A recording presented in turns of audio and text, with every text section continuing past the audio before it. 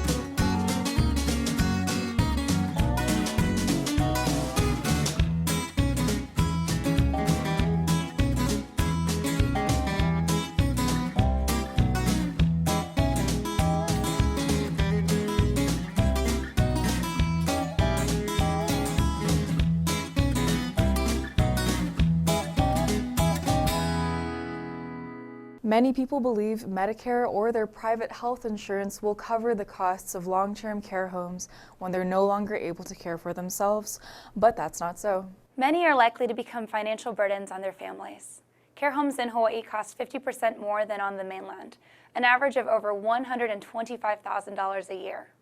The only other option seniors have is to surrender their assets to qualify for Medicaid, leaving taxpayers to pick up the cost. As our elderly population grows, they will have to cope with medical and financial challenges, and often with abuse and consumer fraud. You work and save all your life, trying to achieve a good quality of life in your golden years, and then all of these bad things can and do happen. Our seniors, whose physical and mental health is likely to decline into disability, are often the victims in a world of hard-to-find caregivers, inadequate elder care and recreational services, serious transportation issues, and insufficient savings and health insurance. We have hundreds of organizations organized to help our seniors, to teach them, support them, care for them, protect them, agencies from the public, private, nonprofit, and academic sectors. But are they appropriately funded and qualified to do the job? Can they change with the times? Aging with Grace implies aging in place. That means at home, which is a popular and less expensive way for seniors to hold onto a quality of life. But some people just don't have the option of aging in place. They should also be allowed to age with grace. Just as youth is wasted on the young, old age is reserved for those who are least prepared for it. So where do the old folks stay these days? Who takes care of them? What do they do and who pays for it? Are there enough facilities for our seniors? Are the costs manageable? Are their kids able to help? Some government, academic, and charitable agencies are dedicated to addressing the problems of aging. Are they sufficiently funded? Some entrepreneurs have likewise recognized a need and business opportunity to help our seniors in senior housing and in programs and equipment. How successful have they been? This is by no means a static situation. With modern medicine, our seniors live longer and represent an increasing percentage of our community. It's tragic to find seniors who have no family to care for them or help them, and who face their elder years in isolation and who risk becoming disengaged victims of disparity and poverty. Hawaii must provide for them. It is our turn to give them the ohana and the support and quality of life they have earned for their old age. They often need financial assistance, health care, and social services. ThinkTech is concerned. It is concerned about the current condition of our seniors and the future of the aging bell curve in Hawaii. It is concerned that we are not planning for them. Last year, ThinkTech initiated a talk show to examine the charities supported by Aloha United Way. We call it Aloha United We Stand. It's on Thursdays at noon. Although Aloha United We Stand does cover charities that help the elderly, we wanted to go further. So we've established another talk show called Aging with Grace, dedicated to them. Aging with Grace is a weekly show on Tuesdays from 4 to 5 p.m. So far, we've done half a dozen shows as part of this series. To give you an idea of the topics we've covered, here's some clips.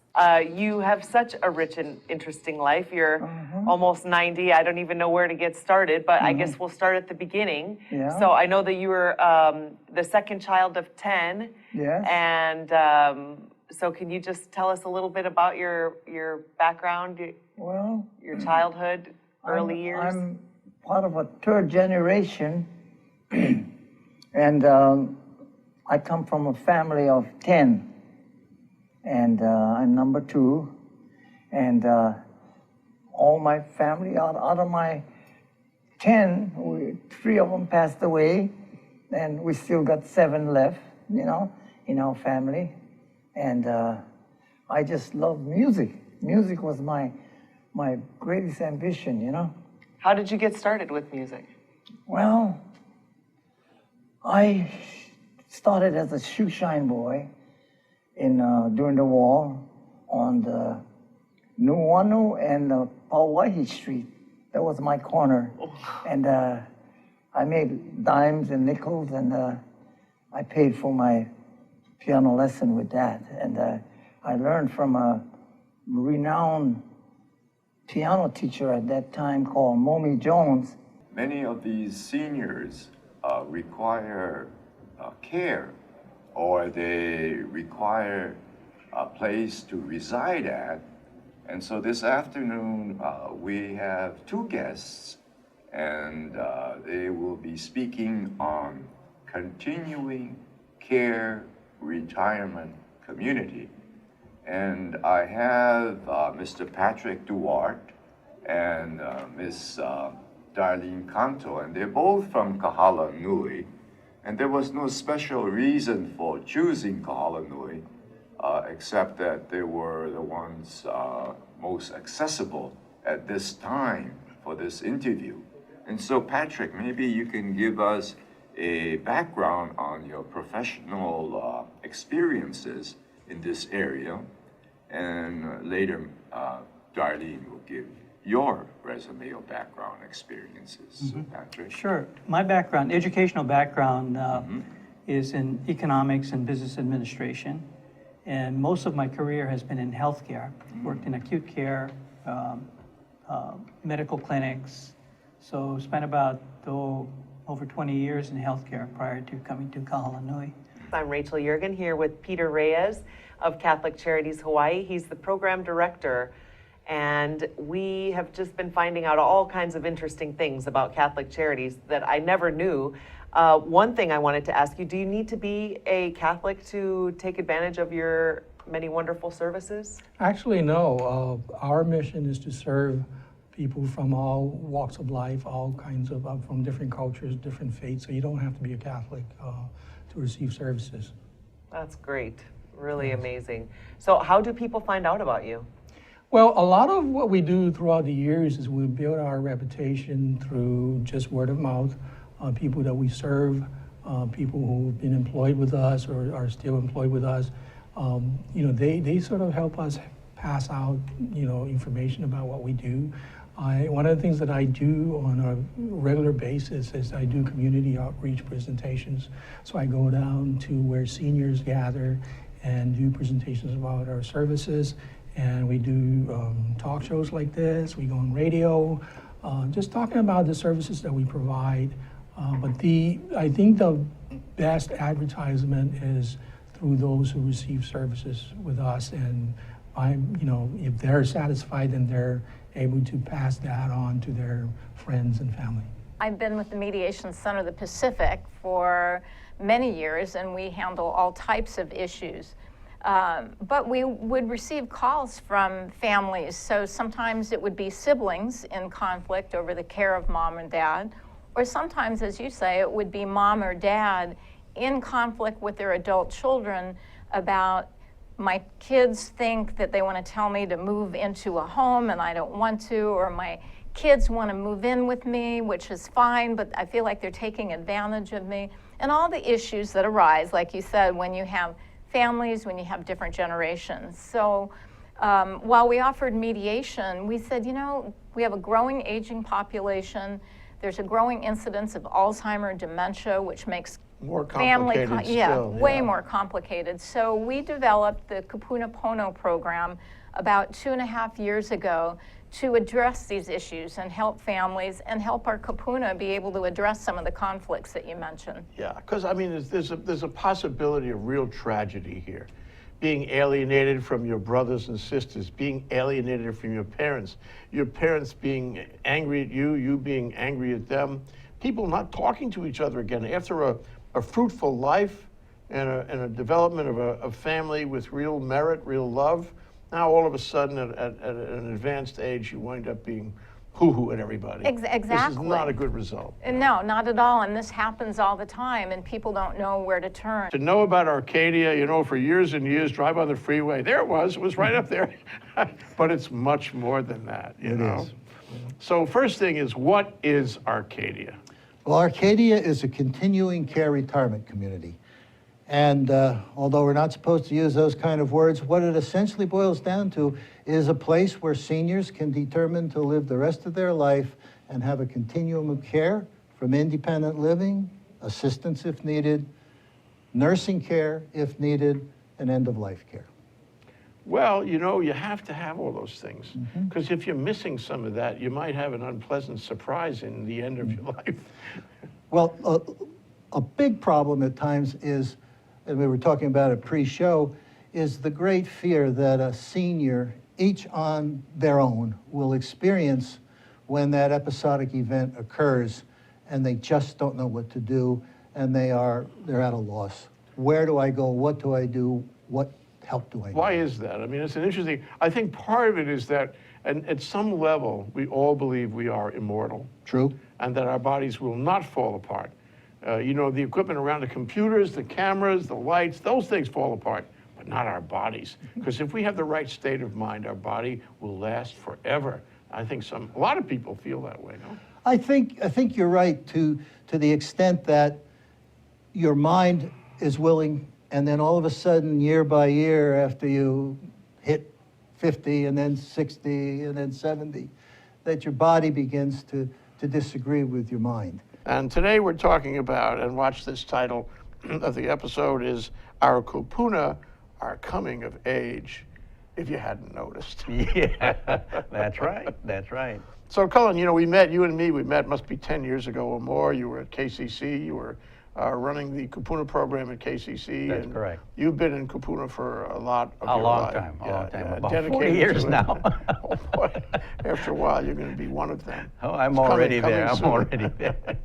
Although, the 70-year-old is the new 40s, Thank you for that. We needed to hear that. So tell us about your career, how you got involved in this, and how you have expressed your career and your passion. Well, it was kind of accidental in many respects. You know, I had been living in Cleveland, Ohio, of all places, because I was teaching in the sociology and the Asian civilization program as the assistant director of Asian civilization, teaching about 18th, 19th century Japanese and Chinese society, of all things. I got it. You know. That and kupuna. No, it had nothing to do with kupuna. And we had some health issues with my daughter, and it was time to move on.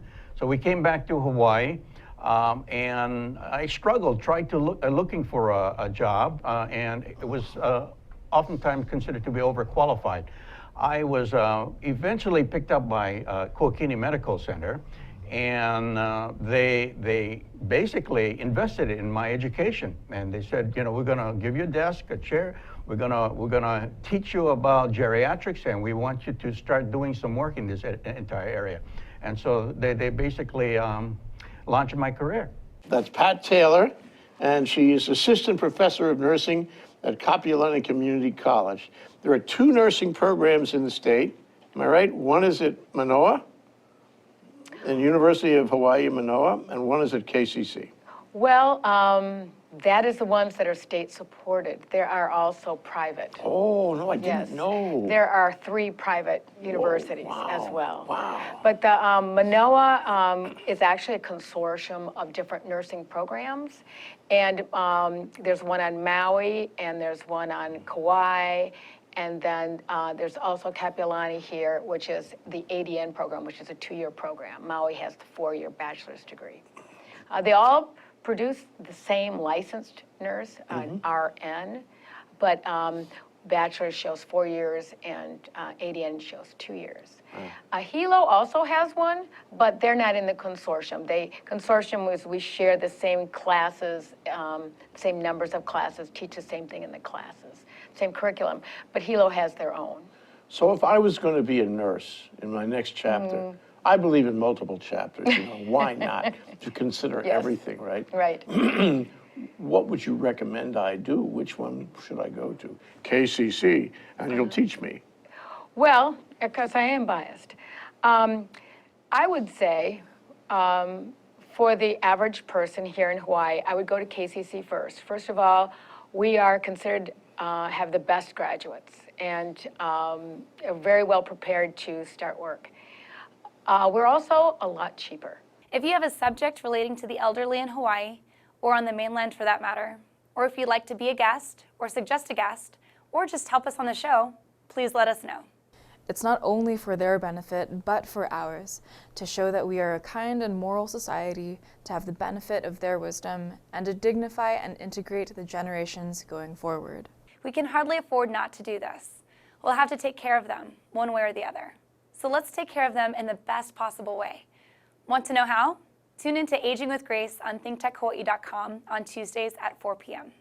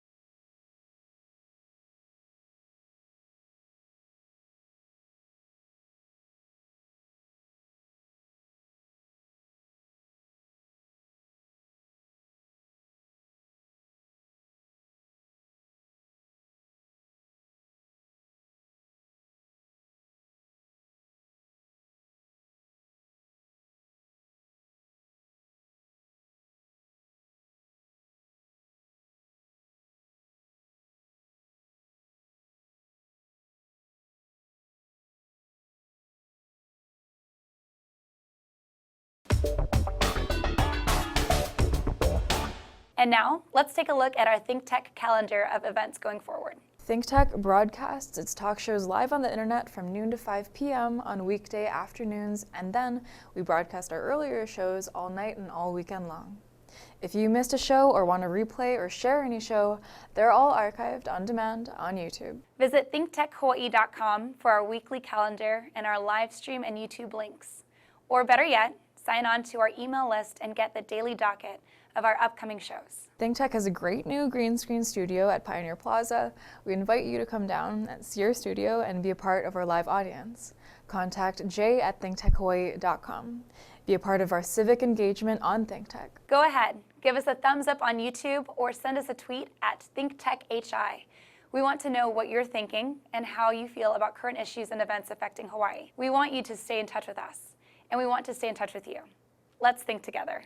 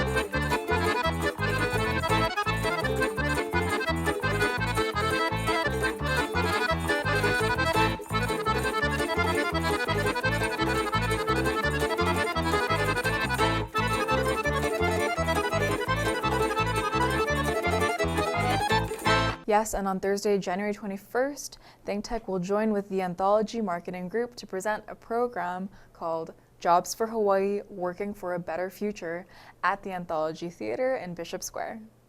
The program will cover the state of jobs and meaningful careers for the youth of our state, whether the job market is adequate for our workforce and sufficient for the economy we'd like to have, and what our governor, legislature, and private sector can do to provide better jobs and careers to keep our young people here. Join us and raise your awareness about the critical changes affecting and taking place in Hawaii. Be a part of the conversation and sign up to attend on thinktechhawaii.com. And now, here's this week's ThinkTech commentary. Looking at 2015, we had some major tragedies. And if you read, listen, or watch the news every day, you would think the world is coming to an end. Well, in my mind, that's BS. We are so fortunate to live in an age where we can truly enjoy communication with our family and friends instantly, shop online, fly around the world, and for so many of us, enjoy the art of aging gracefully. As most of our viewers are demographically like me, you know they say that 70 is the new 50, we must embrace growing old as the best part of our life.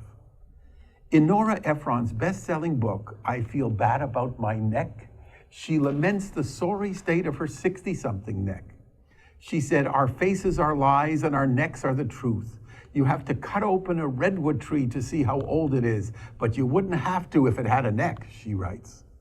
Every so often I read a book about age, and who's ever writing it says, it's great to be old. It's great to be wise, sage, and mellow. It's great to be at the point where you understand just what matters in life. Nora says, I can't stand people who say things like this. What can they be thinking? Don't they have necks? I laughed so hard when I read this quote. Yes, we look in the mirror every morning, but you will find the key to successful aging is accepting changes and finding meaningful activities. So you may as well do what you can and then forget it, because there's so much more to life than how you look and what other people think of you. There are things I miss about being younger, like being smiled at by girls I didn't know, who I thought I was cute, although I still believe I get that stare now and then. I wish I had the eyesight I had even 5 years ago, but that stuff is really pretty trivial. I may not be the perfect example, but I still get up at 4 in the morning, go to my office, have coffee with my wife at 7, go to visit the hospitals at 9 with our Make 'em Smile program, then lunch, tennis, or golf, come home, have dinner, and I'm usually asleep by 9. Yes, I am rather neurotic. Maybe, but that's me. I'm happier than I've been at any time in my life these days. I have a wonderful wife whom I adore. I've watched 2 amazing kids grow into 2 delightful adults. I have an astonishing number of grand life experiences. My foundation helps 3,000 kids every year. I work with foster kids to help them see the light at the end of the tunnel. And I have all of you guys as friends. I am truly blessed. Do you know how lucky that makes me? Don't get yourself bogged down in all the hype about aging. Once you start thinking about it, it can drive you mad. There's nothing you can do. The clock is going to tick away. Learn how to enjoy it. Yes, getting older is rife with emotional landmines, including fears of losing one's independence or getting a serious illness. Aging gracefully isn't always easy, but I believe attitude matters a lot. We'll be right back to wrap up this week's edition of ThinkTech. But first, we want to thank our underwriters.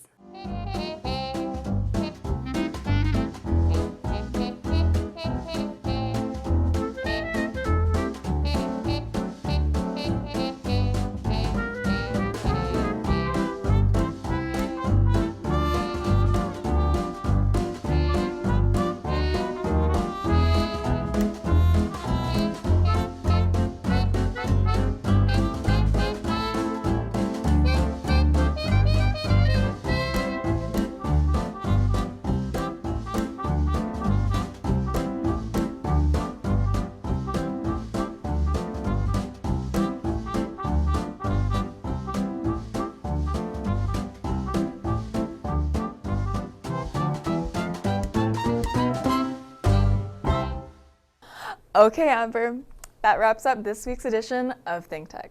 Remember, you can watch ThinkTech on OC16 several times every week. Can't get enough of it, just like J. Fidel does.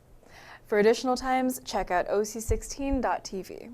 For lots more ThinkTech videos, and for underwriting and sponsorship opportunities on ThinkTech on OC16, visit thinktechhawaii.com. Be a guest or a volunteer, a producer or an intern, and help us reach and have an impact on Hawaii. Thanks so much for being part of our ThinkTech family and for supporting our open discussion of tech, energy, diversification, and globalism in Hawaii. You can watch this show throughout the week and tune in next Sunday evening for our next important weekly episode. I'm Sachi Slomoff. And I'm Amber Lethem. Aloha, everyone.